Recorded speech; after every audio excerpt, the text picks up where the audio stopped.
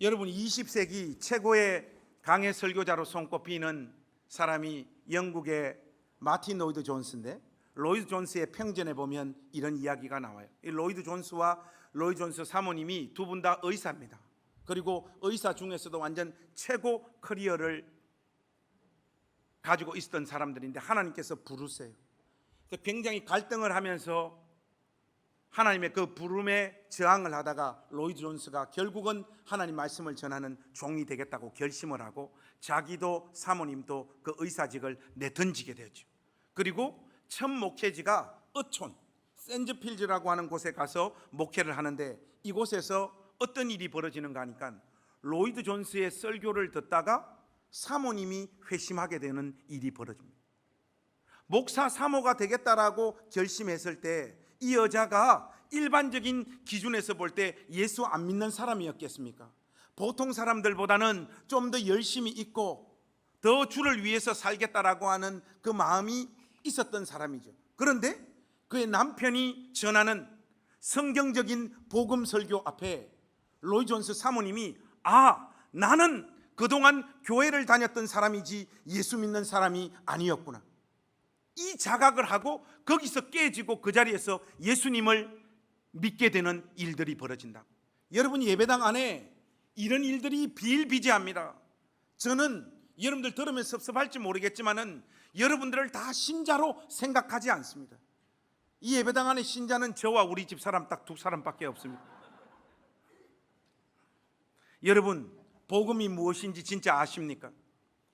그리스도의 의의 정가를 한번 설명해 보라고 하면 여러분 자신 있게 그리스도의 의의 정가라고 하는 이 문장의 의미를 충분히 이해해서 다른 사람들에게 설명할 수 있습니까? 그리스도의 의의 정가가 무엇이냐? 예수 믿는 사람은 이 개념을 모를 수가 없습니다. 그리고 이 개념을 모르는 상태에서 여러분들이 이 자리에 앉아 있다라면 여러분을 신자로 보기 어렵습니다. 그런데 그리스도의 의의 정가라고 하는 이 개념을 아느냐고 물어보면 19은 몰라요. 그리고 희미한데 그것을 자기 말로 풀어서 분명하게 설명하는 사람들은 더 없습니다. 여러분, 기독교 신앙의 핵심이 무엇입니까? 하나님께서 우리 주 예수 그리스도를 통하여 이미 성취하고 이루신 그 일을 붙잡는 거잖아요. 그렇다면 하나님께서 우리 주 예수 그리스도 안에서 이미 성취하고 이루신 일이 무엇입니까? 예수님께서 십자가에 못 박혀 죽으시면서 다 이루었다, 그렇게 말씀하셨잖아요. 여러분, 예수님께서 무엇을 다 이루셨습니까? 우리는 어린아이 시절부터 교회를 다녔기 때문에 예수님께서 다 이루신 것을 이야기해보라 하면 하나는 분명하게 잘 이야기합니다. 예수님께서 나의 죄를 대신하여 십자가에 못 박혀 죽으심으로 나의 죄를 다 용서해 주셨다. 여러분, 이 개념은 잘 압니다. 그렇다면 여러분, 예수님께서 우리 죄를 다 용서해 주셨으면 우리는 하나님 앞에서 의로운 존재로 인정받아 천국에 들어갈 자격을 획득한 것입니까? 그런 것 같기도 하고 안 같은 것도 하고 그러죠. 여러분, 예수님께서 십자가에 못 박혀 죽으시면서 다 이루신 것은 우리를 위하여, 우리 죄를 위하여 십자가에 죽으심으로 우리 죄를 다 용서해 주신 것도 있지만, 또 하나는 우리 인간들을 대표하여 하나님께서 요구하시는 율법의 모든 요구를 다 성취하고 이루어내신 거예요. 죄가 하나도 없고 하나님께서 요구하시는 모든 계명을 하나도 빠뜨림없이 다 지킨 상태를 하나님께서 보실 때 의롭다, 이렇게 보는 상태예요. 그런데 하나님의 계명들 가운데 단 하나라도 우리가 온전히 지키지 못할 때 그 영혼은 하나님 앞에서 의롭다고 인정받을 수가 없습니다. 그런 의미에서 이 나전당 교회 개척 예배 참여하신 여러분들에게 묻고 싶습니다. 여러분, 하나님께서 우리에게 자신의 말씀인 율법을 우리에게 주신 1차적인 목적과 이유가 무엇입니까? 왜 하나님의 말씀을 우리 가운데 주셨죠? 그것은 애쓰고 힘써서 그 말씀대로 한번 살아보라고 그 말씀을 주신 것이 아니라, 율법이라고 하는 것은 우리의 영혼의 상태를 객관적으로 알려주는 도구잖아요. 율법이 우리 가운데 주어진 것은 인생들 가운데 그 어떤 누구도 하나님의 요구대로 살 수 없는 죄인이라는 것을 확정시키기 위하여 우리 가운데 율법을 주고 계십니다. 그런데 의외로 교회 안에 굉장히 이렇게 또 도덕적이고 의지력이 강한 사람들이 자꾸 어떤 생각들을 가지는가 하면, 하나님 말씀을 나에게 말씀하시면 나는 그 하나님 말씀을 온전히 지킬 수 있다라고 자꾸 생각을 해요. 제가 외부 초청 설교가 비교적 많은 사람인데, 캠프에 가서 청년들에게 그렇다면 우리가 하나님 말씀을 가지고 우리가 한번 확인을 해보자고 해서 제가 확인을 해봤어요. 자, 하나님의 율법, 하나님의 말씀 중에 돈을 사랑하지 말라가 있습니다. 자, 우리 나전당 교회 가족 여러분, 돈을 사랑하지 말라, 여러분 이 계명 앞에서 여러분 자신 있는 사람 여기 있습니까? 혹시 여러분들 중에 돈 안 사랑하는 사람이 있습니까? 저와 여러분들은 전부 다 돈에 환장한 사람들이잖아요. 안 그렇습니까? 그런데 물질적인 욕구가 없다라고 생각하는 사람들 중에 간혹 목사님 저는 돈을 별로 사랑하지 않습니다 하는 사람들이 있습니다. 이게 철부지들인 거예요. 우리 주님께서는 간음에 대한 기준도 다 바꾸어 버리셨습니다. 산상수훈에 보면 여자를 보고 마음에 음란한 생각을 가진 것, 그것이 실행되어지지 않더라도 그것만 하더라도 간음한 것이라고 우리 주님께서 말씀하셨죠. 여기 앉아있는 특별히 우리 형제님들 중에 우리 주님께서 정하신 이 기준에서 볼 때 간음하지 않는 남자들 여기 있습니까? 다들 점잖은 표정으로 앉아있는 것 같지만 여러분 다 간음하시잖아요. 목사님, 저는 정말로 간음하지 않았습니다. 그러면 건강이 안 좋은 거예요. 그런 사람은 없습니다, 여러분. 우리는 하나님의 공의로운 율법의 요구 앞에서 영락없이 그 어떤 계명도 하나님 원하는 수준대로 온전히 지킬 수 없는 죄인들입니다. 이런 죄인들에게 기다리고 있는 삶이란 하나님의 진노와 심판밖에 없는 거예요. 그런데 예수님께서 하나님 말씀대로 살지 못한 우리의 모든 죄를 다 용서해 주셨을 뿐만 아니라 우리를 대표하여 하나님의 율법의 모든 요구를 우리를 대신하여 성취하고 이루어내셨습니다. 여러분, 예수 믿는 이름에 능력이 있다는 말이 무슨 말인지 아십니까? 예수를 믿었을 때에 그리스도께서 이루신 이 완전한 의를 신자의 것으로 여겨주신다는 거예요. 이것이 바로 그리스도의 의의 정가입니다. 그리스도의 의가 신자의 것으로 간주되어지는 이 역사는 오직 예수 믿는 믿음을 통하여서만 이루어지는 거예요. 그래서 예수 이름에 능력이 있는 거예요. 근데 여러분 자꾸 예수 이름에 능력을 병 고치는 거, 돈 많이 버는 거, 애새끼들 좋은 대학 가는 거 이런 데 자꾸 갖다 붙이잖아요. 여러분 공부는 누가 잘합니까? 부모가 보통 공부 잘하면 애들도 공부를 잘합니다. 여러분은 포기하십시오. 안 됩니다.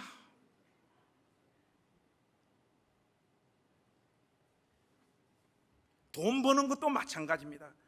새벽에 나와서 기도하면 주님 만나면 거룩하고 따뜻해지지 돈 많이 벌지 않아요. 근데 우리는 자꾸 이 예수 믿는 이름의 능력을 이상한 데 갖다 붙이는 거예요. 그런 것들을 자꾸 종교화 시켜버린단 말이죠. 여러분들이 제가 지금 설명한 그리스도의 의의 정가에 관한 이 교리를 이해하고 있다고 해서 여러분들이 예수 믿는 사람이 아닙니다. 여러분들이 진실로 그리스도의 의의 정가의 교리가 여러분의 심령을 지배하고 장악하고 있을 때 어떤 현상이 일어나는가 하면, 조나단 에드워드가 그 신앙감정론이라고 하는 책에서 이런 이야기를 해요. 영어로 하자면 affection인데 이 affection을 조나단 에드워드는 정서로 번역하고 있어요. 정서. 근데 이 정서가 뭐냐 하니까 모든 사람 안에 있는 그 영혼 가장 깊숙한 곳에 자리 잡은 갈망과 원초적인 욕망이 affection입니다. 이 affection이요, 이 복음의 능력을 맛본 자, 하나님의 아름다우심을 진실로 경험한 자들은요, 이 affection이 교체되어지는 거예요. 여러분들이 그리스도를 만나지 못했을 때에 복음의 능력을 맛보지 못했을 때 여러분 안에 자리 잡고 있는 어펙션은 전부 다 뭡니까? 돈이요, 섹스요, 권력이요, 이런 것들입니다. 그런데 여러분, 교회를 다니고 교리를 배우고 설교를 통하여 학습적으로 그리스도의 의의 정과 교리를 이해한 사람은 제법 많습니다. 그러나 이 교리가 그 심령을 지배하고 움직여서 어펙션을 교체시키고 있는 사람들은 예배당 안에 별로 없습니다. 여러분은 교회에 오셔서 신자인 것처럼 연기를 하고 있는 사람들입니다. 그런 사람들이 예배당 안은 거의 대부분입니다. 팀 켈러 목사님의 내가 만든 신이라고 하는 책에 보면 이런 이야기가 나와요. 한 젊은 남자가 있는데 이 친구가 남봉꾼입니다. 그냥 자신의 육신의 정욕을 채우기 위해서 이 여자 저 여자를 계속해서 바꾸어 가면서 성관계를 하고 그 관계를 통하여 만족을 얻는 사람인데, 이 사람이 복음을 듣고 예수를 믿게 돼요. 그리고 교회에 출석하게 되어집니다. 근데 이 사람이 교회에 가서 이제 어떤 짓을 하기 시작을 하니까 회의만 하면 싸우고 대화만 하면 상대방을 찍어 눌러가지고 자기 뜻을 관철시키는 거예요. 이 사람은 예수 믿고 어펙션이 교체되어져서 교회를 간 사람이 아니라 그냥 모든 사람, 모든 대상을 자기 밑에 둬야 되는 그 어펙션을 가지고 있는 거예요. 그냥 놀이터가 세상에서 교회로 바뀌었을 뿐이지 예수 만난 사람이 아니란 말입니다. 이 교회 안에는요, 자기의 어펙션이 진실로 바뀌어졌다라고 착각하고 있는 사람들이 너무나 많습니다. 여러분들에게 제가 단도직입적으로 한번 묻고 싶습니다. 여러분, 주님을 사랑하십니까? 제가 또 겁 좀 주니까 아멘을 못 하잖아요. 여러분, 주님을 사랑하십니까? 주님을 얼만큼 사랑하십니까? 여러분, 가족보다 정말 사랑하십니까? 여러분, 우상이라고 했을 때 뭐 어떤 부정적인 이미지를 자꾸 떠올리죠. 그렇지 않습니다. 우리 시대의 신자들에게 있어서 가장 큰 우상은 자기 가족들이에요. 저는 여기 앞에 앉아있는 우리 딸과 우리 집사람을 사랑하지만, 참 경상도에 와서 이런 말 하기 참 어렵지만 오늘 첫날이기 때문에 한 번만 용서해 주십시오. 우리 사람 사랑하지만 우리 주님과 비교했을 때는 이 발가락 떼도 안 되는 존재들이잖아요. 여러분들 정말 그렇게 우리 주님을 인식하시냐 말이에요. 그래서 여러분들 안에 있는 이 어펙션이 정말로 바뀌어졌습니까? 이 어펙션이요. 아까 제가 새벽기도 나오는 권사님들로 그냥 특정하겠습니다. 새벽기도 나오는 권사님들이 새벽기도를 20년 30년 하는데도 사람이 따뜻해지거나 온유해지거나 사람들을 이해하는 깊이들이 자라지 않고 오히려 더 사나워지고 정죄하기를 좋아하는 이런 현상들이 계속해서 나타나는 것은 왜 그렇습니까? 애시당초 예수 믿고 있지 않기 때문에 그런 거예요. 그냥 종교 생활에 충실한 겁니다. 이 어펙션이 교체되어지지 않은 채 학습적으로 예수 믿으면 구원받는다 하더라, 예수님께서는 십자가에서 나의 죄를 위하여 못 박혀 죽으셨다 하더라, 그 사실을 믿으면 구원받는다 하더라라고 하는 이 학습된 지식이 있을 뿐, 이 지식이 자기의 어펙션을 실질적으로 교체하는 이런 일들을 만들어 놓고 있는 것은 아닌 거예요. 이런 상태에서 신앙생활을 10년, 20년, 30년 해봐야 철저하게 이 기독교 신앙은 자기의 유익과 자기의 안위와 자기의 욕망을 성취하고 이루는 일들의 도구로 삼는 그 어떤 것밖에 되어지지 않는 거예요. 우리 시대의 신자들의 삶의 모습이 전부 다 이렇게 흘러가고 있고 이렇게 전부 다 종교화 되어지고 있습니다. 사랑하는 우리 낮은담 교회 가족 여러분, 십자가 지신 그리스도를 만난 사람은 더 이상 자기 자신을 위하여 살지 않습니다. 그런데 우리 시대의 신자들의 기도와 신앙은 한결같이 자기 자신에게 다 집중되어져 있잖아요. 자기 고민, 자기 소원, 자기 갈망, 자기 연민, 이런 데서 벗어나지를 못해요.